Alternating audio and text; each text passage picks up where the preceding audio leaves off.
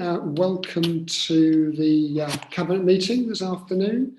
So let's go straight into the agenda. Do we have any apologies, Alex? No, Chair. Okay. And do we have any declarations of interest? Yeah, Councillor Harris. Thank you. Item 8, when we're referring to Norwich City Services Limited, in the background papers, there's quite a lot about Norwich North Building Limited, and I am a director of that company, but it is a non-pecuniary interest. Okay, and it's not the substantive item today, which is about the environmental services. So thank you for that. Councillor Maguire. Similar to Councillor Harris, as a director of Norwich North Environmental, and that will be discussed. But again, I am have a non-pecuniary interest in that. Thank you. Okay, so those are noted. Thank you very much. So have we any public questions or petitions today, Alex? Yes, we do. We've had a number of public questions, Chair, on the Western Link, so we'll be providing one response to those. Just a note to members of the public that are watching, we do produce those full questions in the minutes for this meeting, which are available on the committee pages of the Council's website. We have one member of the public who's attending today, that's Lucy Galvin. She's going to ask her question in person, so hopefully Lucy's with us.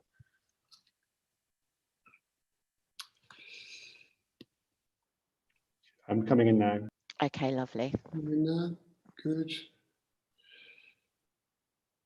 Okay.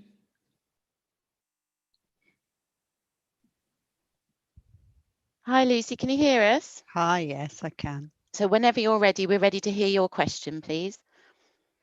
Okay, lovely. I can't see anyone. Oh, yeah, I can. Yeah, hi, everybody. Hello. Good to see you.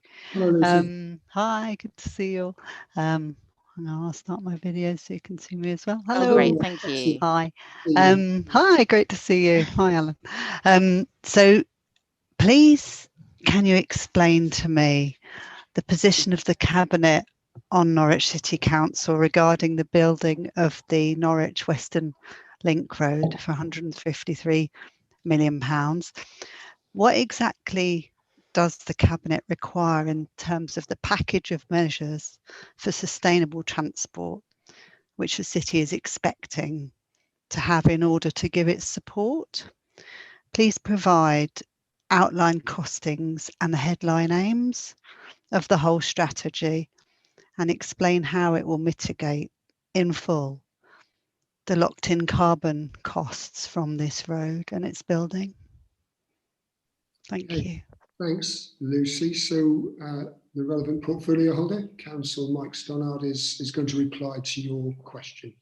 Thanks. And this is a reply to all the questions which have been submitted. So thank you for the multiple questions about the City Council's position on the proposed Norwich Western Link. Clearly, the Western Link scheme is a very major and controversial proposal, and if built, it will have significant implications for Norfolk's carbon emissions, its environment, traffic conditions across the city, and economic activity in the north of the city. However, it should be remembered that the scheme proposed is entirely outside our administrative area and that the City Council is not a transport authority. Therefore, we are not part of the decision-making process on the Norwich Western Link, which is entirely a county council matter.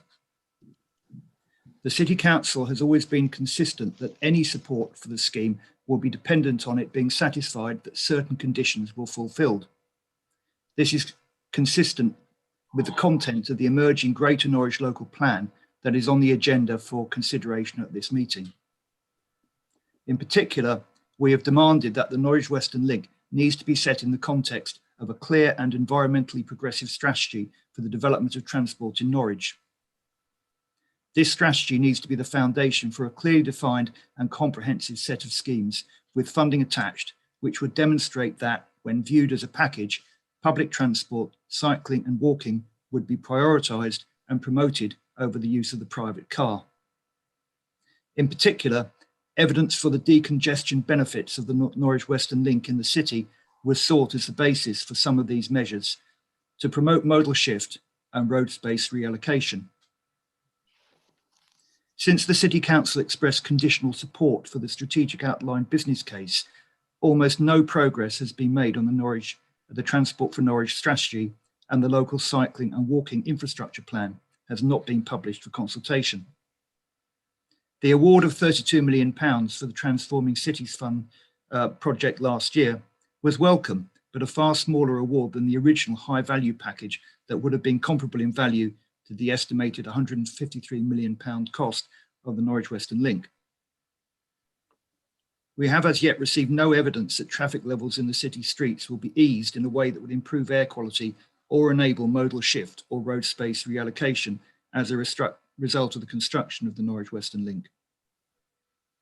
In December, Cabinet approved a detailed and considered response to the draft local transport plan.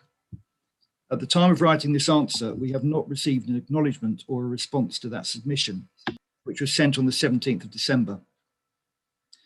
The response explained the types of principles and interventions that we would like to see implemented to improve transport in the city. So the City Council's response to the local transport plan consultation sets out our bold and radical vision for transport in Norwich.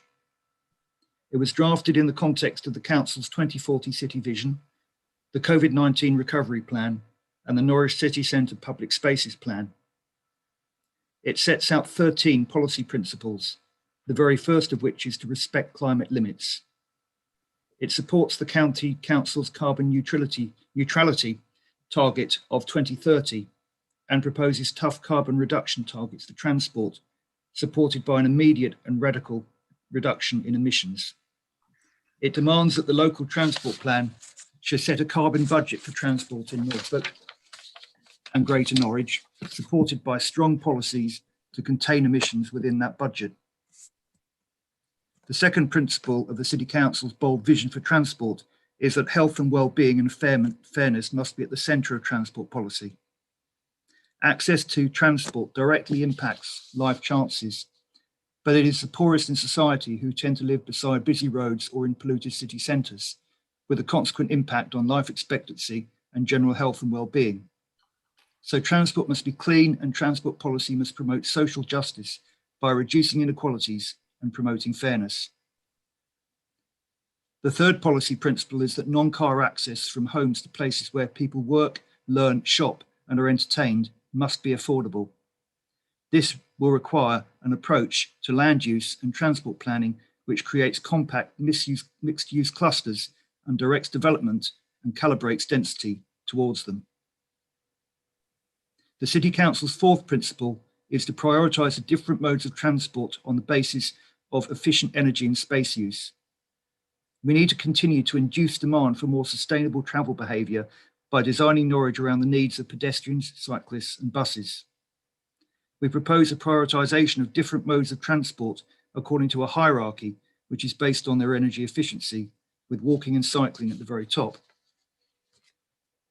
There are a further 9 policy principles of transportation in Norwich which are freely available to peruse.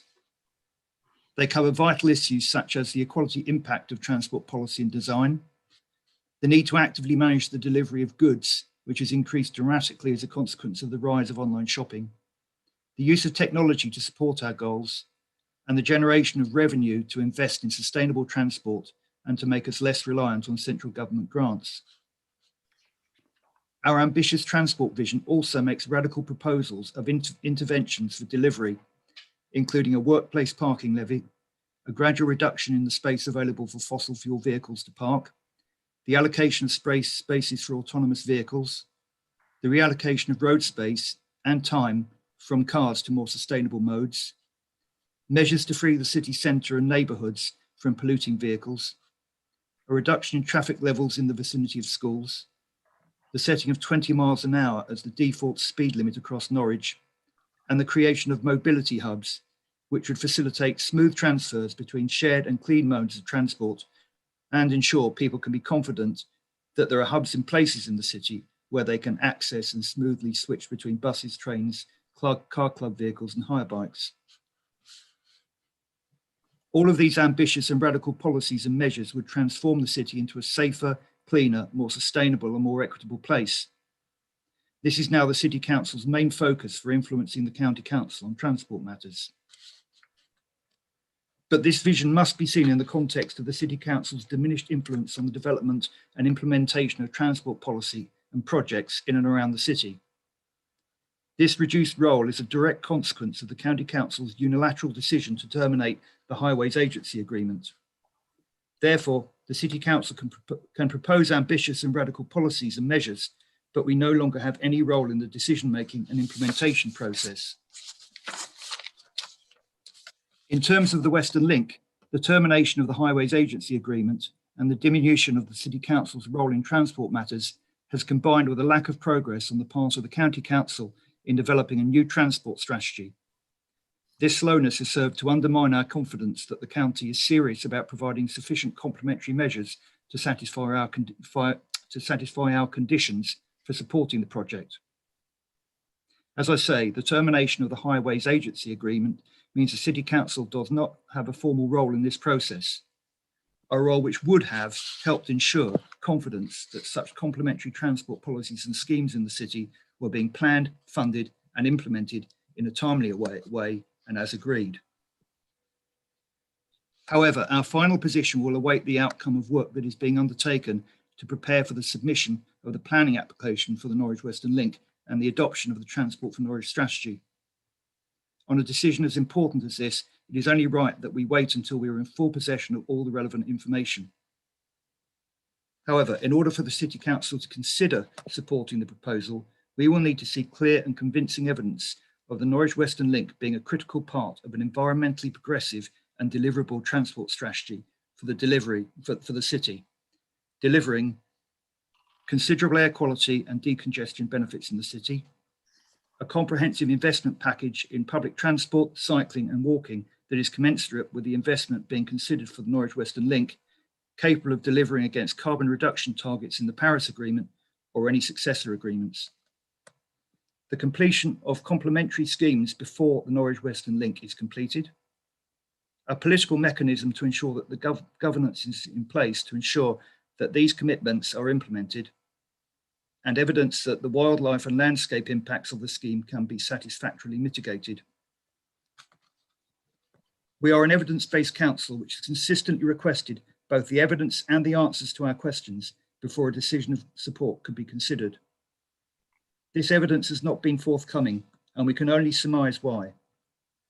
However, meanwhile, the actions of the Tory-run County Council have removed from the city any meaningful power in decision-making on city transport and highways matters through the removal of the Highways Agency Agreement. But we have not waited idly for the County Council to respond. Instead, our alternative is clear. We have produced a Norwich transport plan that is bold, radical, evidence-based and decisive. If implemented, it would give our city a better future in making practical real-life improvements to people's day-to-day transport needs while safeguarding our precious environment. So our message is simple, but I'll repeat it again for those who haven't been listening. If the Tories at County want us to change, they need to answer the questions, provide the evidence, reinstate the Highways Agency or something very much like it, deliver on our bold transport plan, and give us a meaningful say in transport and highways matters in the city. Until then, just as before, we cannot consider support. Thank you. Thank you very much, Mike. Lucy, you've got a supplementary you can ask if you wish to. Yes, please. From the last sentence there, it was, we cannot consider support. So that sounds as if you don't support the road. I may have read that wrong, but that, so I'm taking that we cannot consider support, that you don't support the road at this present time.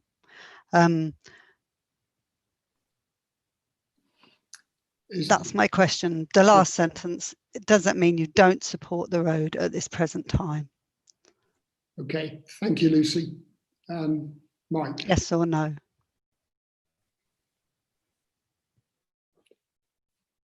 I think Mike is frozen rather than frozen in thought.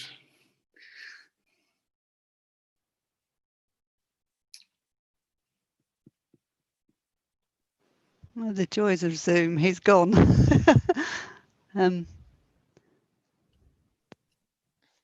Chair, perhaps you could answer that supplementary. I think I'm going to let the portfolio holder answer that. If he's not online in a few seconds, I will pick that up.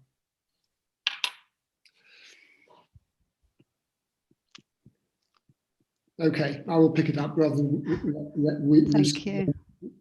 wait in this hiatus. This limbo. In this limbo. Strange world. Mike's back. Right, I was about to answer your question for you, Mike. You're on mute. When did you lose me? Did you get the question? The supplement? No. I switched off my sound when I finished my answer. I don't know whether you heard all of my answer. And then I looked at the screen and everyone was. Shall I ask the question again? Yes, just to assure Mike. My question is to ask Vodafone why at 4:30 every day my connection drops out. That's another supplementary. Do I have a neighbour who returns home and switches something on, which puts my connection off? Anyway. Right, Lucy's been very patient. So we heard you completed your answer. So that was my last word was. We heard it, Mike. It's okay. He said, till then, we cannot consider support of this road. So I wanted to ask, does that mean you don't support the road? It sounds from the formulation like at this present time, due to this political situation, you don't support the road. So the question is, do you or not support the road? It sounds to me like you don't. Is that correct? Our support was always conditional. So we've never given unconditional support for it. And it's not just the political situation, Lucy, it's actually the lack of progress and evidence for us to be to meet the conditions that we have set, and they're very, very serious conditions that we have set. Absolutely, yeah. You see, in terms of us giving support, certainly in terms of the environmental impact, it's a very high bar. But also, so you don't support the road at this time because those aren't being met. You don't. At the moment, we are not giving support to it. Okay, thank you. Yeah. I don't get any more questions, do I? No, sadly not. We'll have to come back onto the council, Lucy, to do that. Okay, Lucy, thanks very much. Okay. Thanks very much for coming along today. Thank you for your question and your supplementary.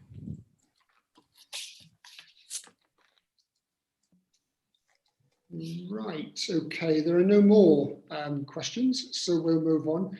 Can I just welcome Kat Hewlett to the meeting. Kat is standing in for Jeff, whose birthday it is, so she's acting in her capacity as monitoring officer for this meeting this evening. Welcome. Thank you, Chair. Okay. Right, let's go on to the minutes of the meeting. Can we agree those as a true record? Yes or no? We can't. Karen? Yeah, thanks. My name's spelled incorrectly. I'm down as Councillor David. Right, okay. So we'll make that amendment for the record. Apologies. Any other corrections to surnames or otherwise, or first names? No. Okay. So with that amendment, we can those as the true record. So we now move on to our first report of the evening, the Qualities Information Report, which is on page 11, and Karen, who is the portfolio holder, will be presenting the report. Thank you, Chair. Norwich City Council has a statutory requirement to publish an annual equality report. This report is infographic-led with the main data from April 29 to March 2020. This report allows for identification of risks around liabilities under the public sector equality duty and provides information about how the council discharges its duties under the Equality Act, which allows for identification of areas of improvement. Norwich is a young city. 42.9% of our residents are aged between 15 and 39. We have a higher than average percentage of single people at 46.9%. We have always had a reputation as a relatively irreligious city, and this is borne out in the data, with 42.5% of residents stating they have no religion, way above the national average of 24.7%. Norwich has 33 lower layer super output areas that are among the 20% most deprived nationally. Conversely, in the travel to work area, 40% of the lower layer super output areas are in the 20% least deprived nationally. This shows the local economic imbalance between our citizens and those who travel into Norwich to work. In terms of our economy, Norwich as a city is still below the county and national average in terms of the gender pay gap. The pay gap has increased by 3.7% this year, with men being paid £1.11 per hour more than women. This goes against regional and national trends, which show a reduction in pay gap. The workplace median average is slightly better than the residents' median average, again reflecting the economic imbalance previously mentioned between residents and those in the travel to work area. Once again, the City Council's gender pay gap is 0. 100% of employees working on contracts with a value over £25,000 and tendered by Norwich City Council are paid the real living wage as set by the Living Wage Foundation. However, in the past 12 months, the proportion of residents economically inactive has more than doubled, with COVID-19 being a key factor in this increase. 7.8% of men, a 105% increase, and 5.2% of women, a 108% increase, are currently economically inactive in Norwich. We are a low-wage, high-rent city, which is why the work of the Financial Inclusion Consortium is of critical importance. There's been an overall drop in the number of hate crimes being reported in Norwich over the last year, despite a rise overall across Norfolk compared with last year. The percentage of crimes and incidents taking place in Norwich as a proportion of Norfolk has also decreased from 40 to 30% during the last year. The ongoing effects of COVID mean we could possibly be looking at a very different picture in terms of inequality across the city next year. Not just economically, but in terms of health and education. If the government would like a few pointers, I can offer them the following suggestions to be getting started with. Restore the link between social security entitlements and the cost of living. Design and implement a comprehensive child poverty strategy and reinstate the targets and reporting duties on child poverty. Conduct an expert assessment of the cumulative impact of tax and spending decisions since 2010 and prioritise the reversal of particularly regressive measures, including the benefit freeze, the 2-child limit, the benefit cap, and the reduction of the housing benefit for under-occupied social rented housing. Conduct an independent review of the effectiveness of reforms to welfare conditionality and sanctions, and explore more constructive and less punitive approaches to encouraging compliance. Ensure local governments have the funds they need to tackle poverty. Eliminate the 5-week delay in receiving benefits under universal credit, separate payments to different household members, and facilitate weekly or fortnightly payments. Therese Coffey, feel free to hit me up if you would like a hand. I commend this report to Cabinet. Thank you. Thank you very much, Karen.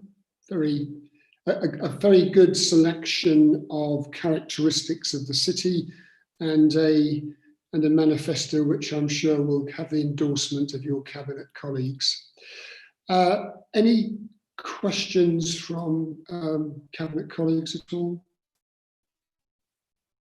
Okay. This is an excellent piece of work, and the infograph model I think works extremely effectively, and is to be commended for its accessibility itself. I think a measure of the approach we have to access inequalities. So, Adam, anything you'd like to add at all? Just purely on a technical point, the hate crime and hate incident data that's in the report wasn't available at the time it went to scrutiny. So scrutiny members haven't had a chance to comment on that, but we will subsequently share that with scrutiny colleagues. So that's the one bit of the report that hasn't been through the scrutiny process. Okay, fine. Right, so no questions from Cabinet members. Jamie, do you have any questions or a question? No, thank you. We discussed this at scrutiny, as Adam mentioned. Okay. So thank you very much. Can we agree to approve the publication of this report? And what I would say is that the Norfolk Equality and Human Rights Council, who we've been engaging with, I think they would value a copy of this report, as would some other key organisations. So we'll make that an action point. Okay, all those in favour?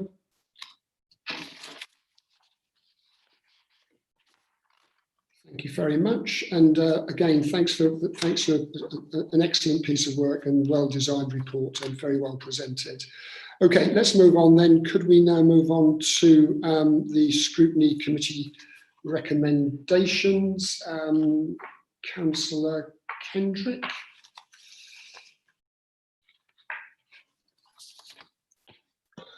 Yes, thank you very much, Chair.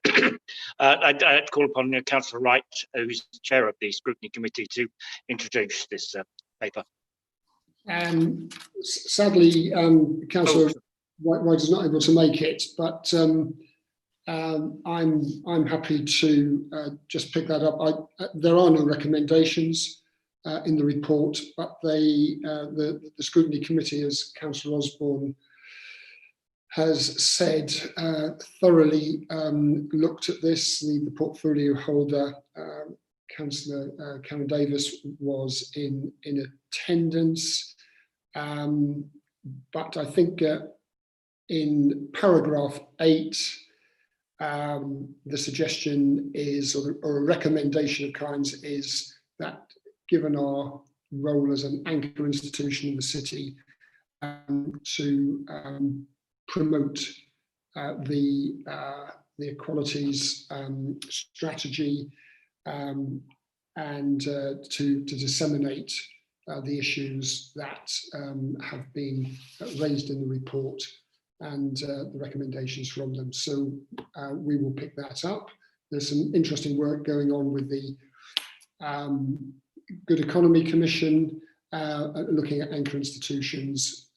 So this would hopefully feed into that. And then paragraph 9, the Scrutiny Committee have told us that they're going to be taking a look at the process of insourcing the joint ventures as part of their work programme for their March meeting. Okay, so we'll move on, and thanks Scrutiny Committee for its work and its comments. So let's move on then, please, to item number 7.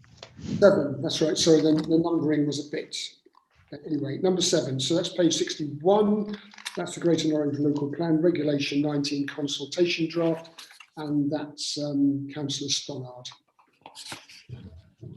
Just to warn you, I have a very restless dog who I'm having to fuss as I speak to stop interruptions. So let's hope that works. So the Greater Norwich Local Plan, the continuing saga, the latest instalment of it.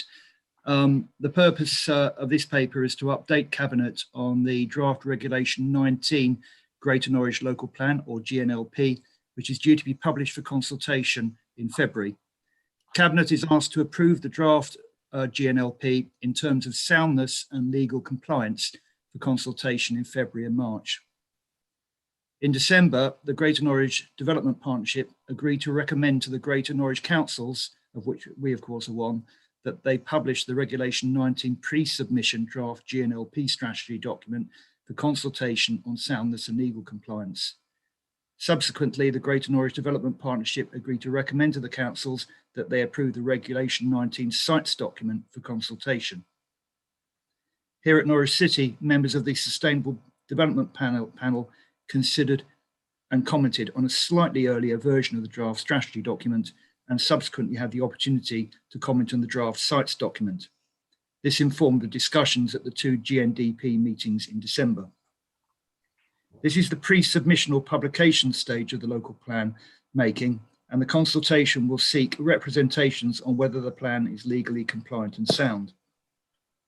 The speed at which the Regulation 19 document is being produced means that not all areas of concern for the City Council, noted in previous reports, have been fully resolved. Specifically, the increased scope for small housing developments in rural locations, which will result in greater rural dispersal and is inconsistent with the plan's objectives for addressing climate change, and the new policy to prepare the way for a new settlement or settlements to be included in the next local plan. The City Council is content with the Norwich site allocation policies. However, there remain some concerns regarding sites outside of our boundary at Cossey, specifically the new contingency site at Landolph Beauthorpe Lane for 800 new homes, and the site allocation for the Norfolk Showground, which alters existing policy to permit small food, dining and leisure-led development. However, the Council considers the plan to be sound overall and believes it is essential that momentum is maintained in order to allow it to be submitted and to undergo public examination in line with the agreed timetable. Therefore, the recommendation of Cabinet is to approve the plan for soundness consultation in February and March this year. Thank you. Thanks very much, Mike. Any further officer comments? We've got Mike Burrell, who leads the team, and we've got Judith from our planning department. Judith, is there anything you'd like to pick up? Yeah, I'd just like to make a comment that to feedback on that the cabinets of South Norfolk and Broadland both last week unanimously agreed to approve the plan for consultation, just as something that was referred to in the report. Thank you, Judith. And Mike, anything you'd like to add? No, nothing further to add. Okay. Any other officer? Graham? Can I ask Cabinet colleague, Graham, have you got anything you'd want to add? No, I was just going to say I'm happy to take any questions, but okay. No, I've got nothing to add at this stage. Fine. And Cabinet colleagues, any observations? Yep, Kevin? Yeah, just to strongly underline the, lost it now, the reservations that we have regarding environmental issues and the obvious climate change implications that it doesn't always take into account in the way that it makes its recommendations. Yes, I mean it has to be understood that the Greater Norwich partnership is one where recommendations can be made by the partnership, but the recommendations, as in this report, have to be agreed by the constituent councils of that body. So there are a range of different interests and different perspectives. Where a city, our neighbours are predominantly rural. So there will be different factors that have to be presented in any consultation document that are going out so that it is relevant to the communities who are being consulted across the Greater Norwich area. And that's all of Broadland, that's all of South Norfolk, and that's Norwich City as well. And the County Council clearly also have a major interest as among other things, as the Highways Authority and the provider of key services for settlements or extensions to settlements like schools and so on. So with our agreement, if we give our agreement, then we're in a position to put this out to public consultation, which it's been a long journey, and I'm pleased that we've finally got to this stage, and it's an opportunity for the public to have their say on these proposals. So any other Cabinet colleagues have comments? Can't see any. Jamie, you have a question. Thank you, Chair. Yes, just picking up on those concerns raised about the environmental impact of this plan. The report shows clearly that to meet the tests of soundness in the national policy planning framework, the local plan must be consistent with national policy. And one aspect of that national policy that the plan has to be consistent with is the legally binding target of net zero carbon emissions by 2050. In December last year, the Committee on Climate Change published its 6th carbon budget report, which states that an 80% reduction in emissions is needed by 2035, that is within the GNLP period. And no evidence has been provided that the proposed plan is compatible with the net zero carbon emissions legislation or with the carbon budget requirements. And in fact, there's a number of ways in which this proposed plan seems incompatible with the net zero legislation, in particular the concern that's been raised about the rural dispersal of housing. So considering this, does the Cabinet member agree that the current local plan is not proven consistent with national law on climate change, and therefore is more work needed to prove soundness? Mike, do you want to pick that up? Or an officer? I think it may be best if Mike picks that up, because I do know that the GNLP officer team has had their own legal advice on that.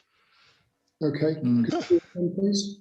Yes, we have had legal advice on this, and the plan contains a climate change statement which sets out clearly what town planning per se can do in relation to the National Plan Policy Framework to identify measures to address climate change. So it does, my view is it does as much as it possibly can do to address climate change. Okay. Mike, did you want to add anything?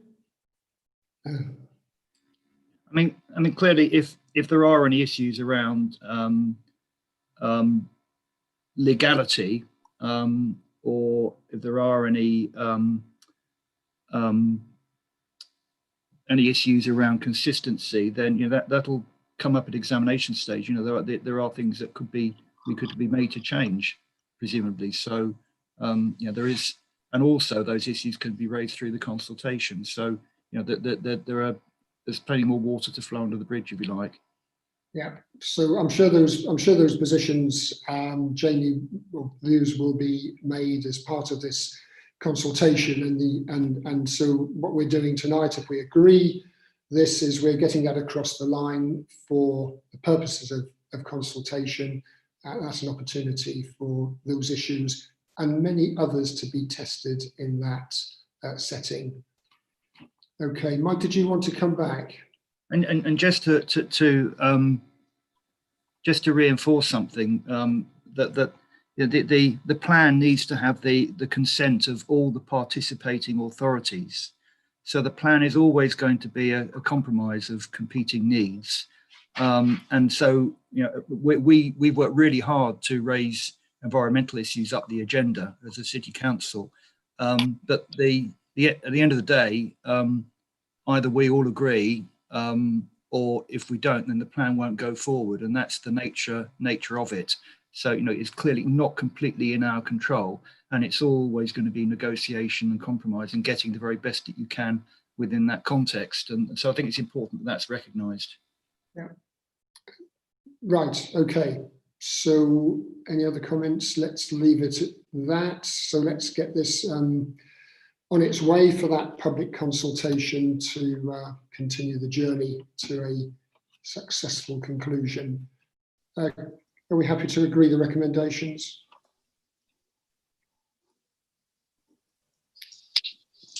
All right, passed unanimously. Thank you very much. So let's go on to item 8. And joining us, we have Hannah Lays. Hello, Hannah. Hi, Alan. Thank you. Good to see you. Thank you very much for coming along this evening for this report. So this is about the first of the services that we are insourcing for the new Norwich City Services Limited operation, and Councillor Kevin Maguire is going to start and be supported by Councillor Paul Kendrick. Right, so thank you, Chair. Slowly but surely, we're moving to bring this important service back in-house. There are governance and legal processes, as well as budgetary and financial planning considerations involved, Councillor Kendrick will wax lyrical or briefly on these. I'm going to stick to talk about some of the underlying principles and issues. There are over 50 services involved in this stage of the process. Each has its own specification, along with service level agreement, and they include grounds maintenance, street cleaning, building and car park cleaning, parks and cemeteries, trees, and a range of environmental functions, including pest control, graffiti removal, stray dogs, fly tipping clearances, and the collection of needles and other sharps. The new company will be awarded contracts and, in order to deliver them, will have a new depot and will procure all necessary equipment, plant and fleet. In order to ensure delivery of good service from day one of the company, there will largely be a lift and shift operation. Once in operation, that work will continue. We're already aware of, for example, the new fleet for which orders have been placed, but they will not be fully met until perhaps July this year. In this case, existing leases are being taken over and some existing fleet is being purchased. Even at this stage, however, some electric vehicles are being trialled. The new equipment, fleet and plant will all be much more environmentally friendly and will be procured within a future-proofed strategy, which bears in mind the other services that will come on board over the next couple of years. The new depot is already being fitted and construction work is expected to be completed by the end of February. The roof has been completely resurfaced and it has been confirmed as being capable of taking the weight of PV solar installations. The new IT system will also make its own environmental contribution, permitting more efficient use of fleet, etc. This is in a manner that will enable integration with the other services coming back in-house. Performance of the new company will be measured by KPIs. As a wholly owned company, they will work to Norwich City Council's ambitious environmental strategy. I am so pleased and proud of what has been achieved by our officers to make all of this work. Many have been involved from across all departments and the fledgling company itself.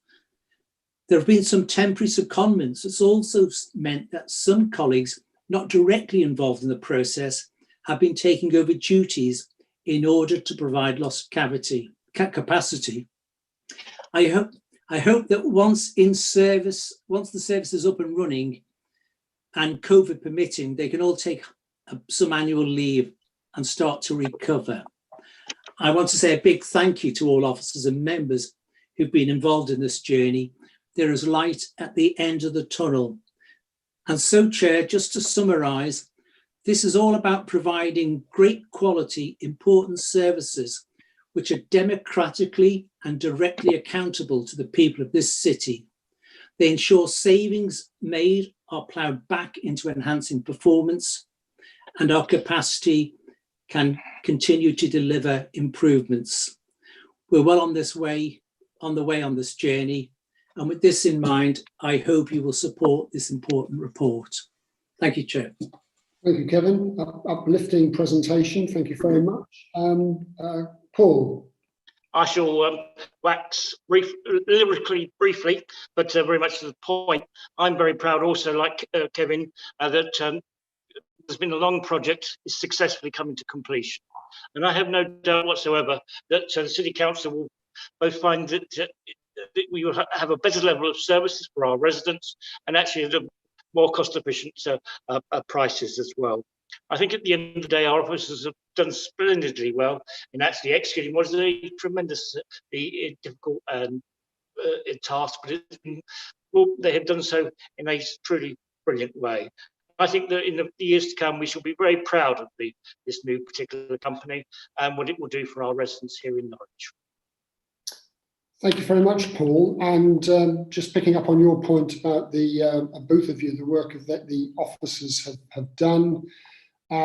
Page 97 of our report, lists the number of contact officers who have had a significant hand in getting us to this stage, this major project. Could I ask Hannah Lays if she'd like to say a few comments? Yes, indeed. Thank you, Alan. And I think even just having the opportunity to come today, I'm extremely proud to now be the managing director for this new exciting company. I've now been in post just over, well, coming up to 3 weeks. So it's been a little bit of a whirlwind journey. But again, just to reiterate the amount of work that's actually been undertaken. And I think the credit to NCC colleagues that have worked tirelessly to actually bring us to the point we're at now. We are flying, everything's really coming together. I've got a visit to the depot on Friday, which is really exciting to actually see the wheels in motion. But yeah, everything is just progressing so nicely. We're doing further recruitment to the company at the moment. So we've just appointed a head of SHEC, looking at transport manager appointments, and just progressing. So I think it's just such an exciting opportunity and venture. Thank you, Hannah, and thank you for your energy, enthusiasm, and very significant contribution in a very short period of time. It's greatly appreciated, as is all the work that officer colleagues have been doing over the period to meet a tight but manageable deadline to get the first insourcing and have a depot ready as well. Are there any other further officer comments anybody would like to make? No? Any other questions from Cabinet colleagues? No? Gail? Comment rather than question, Alan, if you would allow me to. I mean, I think when you look at this report and you see the depth that of work that has gone on over a long period of time now, and the fact that, as Kevin said, light is at the end of the tunnel is an incredible achievement. I'm of course interested in the moving onwards from the environmental services coming back into Norwich North building coming back in, and that will be another very large piece of work. But already we're onto the IT system. So I think we have a lot to commend to this report. And I'd like to thank the officers for the amount of work that they've done, because it's taken, probably taken over their lives, to be honest. So thank you very much. Thank you. So Jamie, do you have any questions or comments you want to make?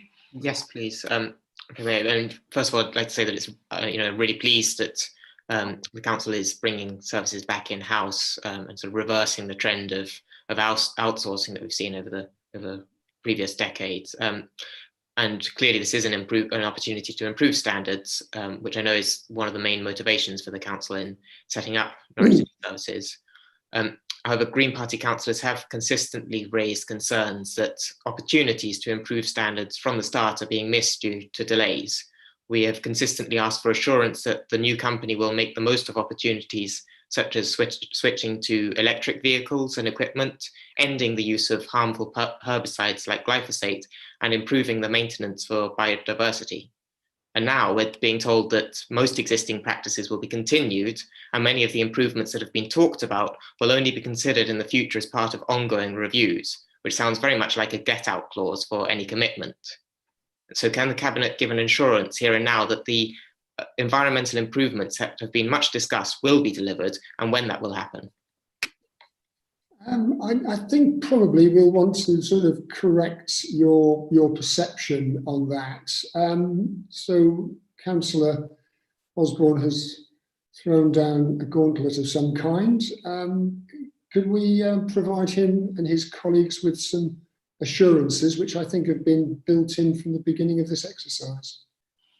Absolutely, and I think I'm not sure where Councillor Osborne heard the words that we would be carrying on as before, because this sadly is not the case. That what he heard, I'm not sure how.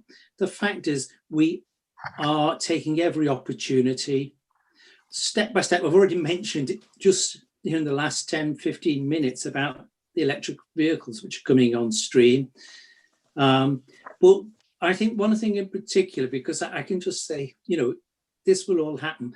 But I'm just, if Graham wouldn't mind coming in, because I remember at one meeting, he talked about all the biodiversity planning that has gone into that that depot. Actually, it might have been at the last SEEP. And I was the kind of the planning and the effort that he described. Well, if you don't mind, Graham, can you just repeat the work that's gone on in planning the biodiversity in the new depot?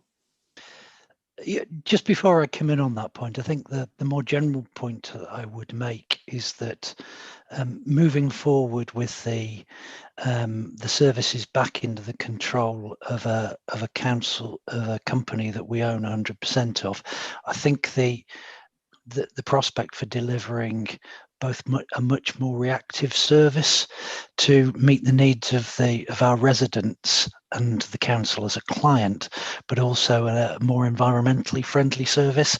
It's the future that offers the biggest potential, rather than necessarily where we will be at the 1st of April when the contract sets up and running. We're on something of a journey, and the crucial thing about having this back and where we are is it gives us more control as a council. I think the points that Councillor Maguire was making around where I'd come from in terms of the depot is, I feel that we're building a depot that will certainly over time be one of the greenest, if not the greenest, such facilities that you could reasonably make, because we've, for instance, tried to future-proof it wherever possible. So even if, you know, the vehicle fleet isn't fully electric at the kickoff, there's the conduits are put in under the ground where the vehicles will park, so it will be relatively easy to retrofit that electric charging.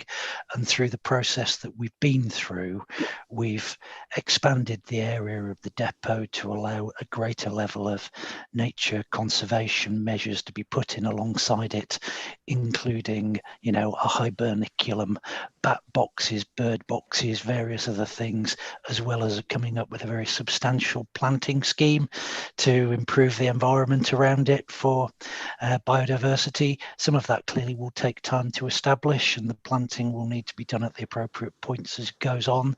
But there's actually, if you scrape the surface of it, really as much as we've been able to do within the obvious budget constraints we're working to it. And we're working on things like, you know, the timing of putting in photovoltaics on the roof and getting funding to form detailed budget proposals. So there's a work in progress. We are confident that at day one of operation, the depot will be pretty environmentally robust and very good, but we've got a plan to drive that forward as part of it. But that's only one aspect of the overall environmental impact of the company, and I suspect the far greater impact will be about how it discharges its function, rather than how its direct impact through its depot facilities. Good. Hannah, any observations from you? Yeah, I think if I can just add to that, obviously I think the part about services continuing was part of the lift and shift, which was said from the start that the main priority is to lift and shift the services. However, that doesn't mean that the service development plans we've been working to won't continue. As Councillor Maguire has alluded to, we have got 2 electric vehicles that are going to be in place from the 1st of April for the start of the contract. We've also put mitigation in place so that we have got the opportunity to extend that to further parts of the fleet once these have been trialled successfully. We are also looking at trials of equipment. We had looked at this a few years ago, and I think technology has well excelled in terms of where we were previously. So we've got several teams at the moment that are trialling electric equipment. And again, we've got the contingency plans in place so that forward planning with regards to our procurement does lend itself to further electric equipment that can be utilised. We've had several recommendations just over the past week or so, which has been absolutely fantastic, which have come in from councillor leads with regards to opportunities out there. And I think going forward, that's something that we really, really want to kind of utilise. I think the views coming from the ground and from the different wards is going to be absolutely vital. And we're really, really on board with taking all of that forward. We've recently appointed the new head of SHEC, so that's health, safety, environmental and quality. And actually he's been in post 3 days now, and we're already talking about the environmental strategy, how we actually link in with the great goals that have been set by Norwich City Council and how we can actually incorporate and work to those. So yeah, I guess it's just giving my commitment that we're 100% behind green initiatives and making improvements for the future. And of course, the new company will be operating within the policies of the council's corporate plan, embedded within which is a very robust environmental strategy. So unless there are any further comments, Councillor Osborne, you can go back to your colleagues and you can tell them very good news about what is being done, and your furrowed brow can be relaxed. Okay, let's go to the recommendations. A series of delegations built into this to make sure we maintain the momentum, but are we happy to agree those recommendations on page 95? Okay, thank you very much. Passed unanimously. Let's go on to item 9. On page 115. Councillor Kendrick. Thank you very much, Chair.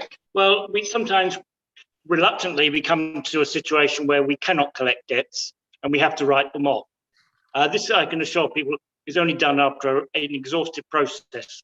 But sometimes when, for example, a company goes into bankruptcy or liquidation, it literally is not possible to actually recover these debts.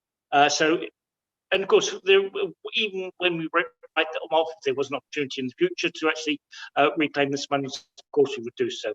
But I would just ask this committee just to agree to this particular write-off on this particular occasion. Okay, any officer comments on the write-off? They are what they are. Annabelle, you want to come in? I was just going to say and give you all the assurance that we do work very closely with our business community.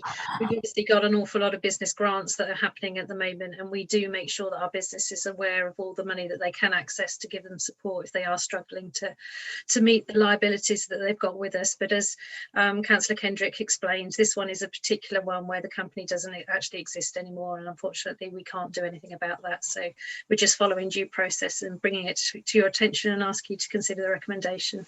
Thank you. Okay, thanks very much. Any questions at all, Cabinet members?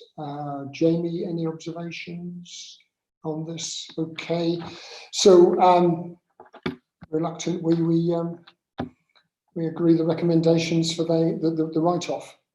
That's the way it is. Okay, Kate, please, if we're in favour of the recommendation. Yeah, hands up. Thank you very much. Okay, so we'll move on to item 10. Item 10 is the Norwich Town Deal implementation. That's in my name. Colleagues will be familiar with the story of our success in being one of only 4 local authorities to get a successful bid through, which in the end was over £26 million. On page 123, there's a reminder of the package that was presented to government, and now once we had got the support for that from government, clearly there is a lot of hard work still to do, and this report essentially is dealing with the issues which are outlined in paragraph 6 on page 124, working against a tight deadline, which is to take each of the projects and test out the capital revenue split within some quite tight constraints. These are mostly capital projects, but in some elements of it, a revenue element is necessary. and to make sure that the different actions related to each of the selected projects is carried through, and also to demonstrate how engagement with local communities has already demonstrated how we came to the decisions around the Norwich Towns deal proposals. And so there are weekly meetings of the Towns deal board to make sure that we meet the necessary targets, and that Towns deal board will remain in place to oversee the delivery of the whole programme. And so that is a description of the strength of the partnership working, which successfully initiated, got the money, how that was started, and how that's now going to continue through to a successful completion of all the targets that we have to reach. There are references here to some of the business cases being fast-tracked, the Digifactory and East Norwich, and so there are downloads of downloading of drawdowns of funding for those, and those will feature in the budget papers that will go to Council in February. I would draw your attention in particular to the appendices on the community consultation and engagement, and that's on page 134 of the document. And you can see on page 135 the timeline which triggers the process that leads to the Norwich 2040 vision and its objectives, and how the work of the Norwich Towns Deal Board is integral to that the development of that wide partnership consultative work. And if you look over the page and you just need to cast your eye down pages 136 right through to page 139, you can see where the evidence of the aspirations that people have, organisations, particular focus on young people as part of this, has really strongly influenced the final profile of that Towns deal, the things that we were pitching for. And that's very helpfully put together in a section halfway down page 139, which identifies the Norwich 2040 priority areas and how that is translated into the action plan for the investment in the Towns Deal Fund and the different elements related to that. So it ties in with those 5 key themes that came out of Norwich 2040.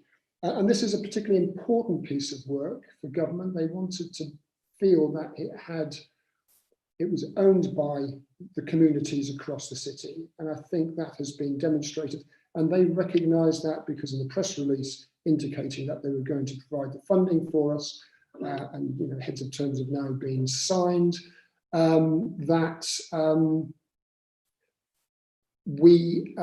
they presented it as a 2040 vision exercise, rich in partnerships, rich in community engagement.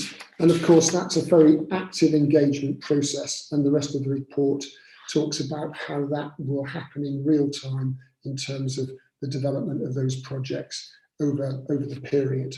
So I think we've got a below the line item which actually just itemizes the investment plan in more detail, but is commercially confidential. But you do have key indicative figures for this investment and the different strands of work and the funding against those different strands of work as part of the appendices as well. So that brings me back to the recommendations on page 121, paragraph 1, which is effectively to mobilise the Towns Deal project, including issues relating to budget, community consultation, and the project and programme confirmation document, which is set out in the exempt appendices, and there are some delegated authorities which touch on the work and responsibilities of different portfolio holders